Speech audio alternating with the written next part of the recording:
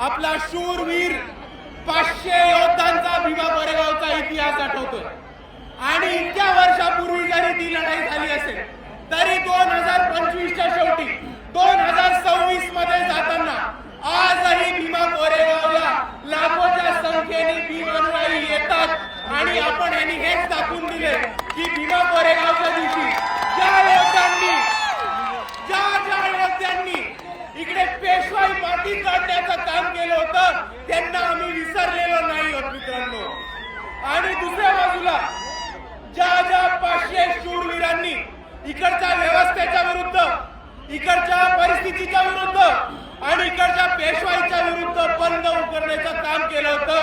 त्यांना आपण अभिवादन करायला येतो तेव्हा फक्त महाराष्ट्राला नाही तर भारताला नाही तर अख्ख्या जगाला दाखवून देतो की हे बाबासाहेबांची औलाद अजूनही लढलेलो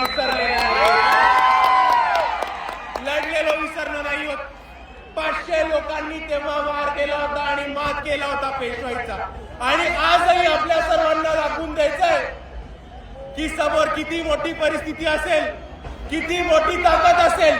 तरी आज जर इकडे 500 लोक बाबासाहेबांचे अनुयायी जमले तर समोरच्याला कापल्याशिवाय राहणार नाही ही ताकद आहे। आणि म्हणून मी आपल्या सर्वांना एवढीच विनंती करतो की आज जसं आपण भीमा कोरेगावच्या इथे अभिवादन करायला एवढ्या मोठ्या संख्येने आलो त्याच पद्धतीने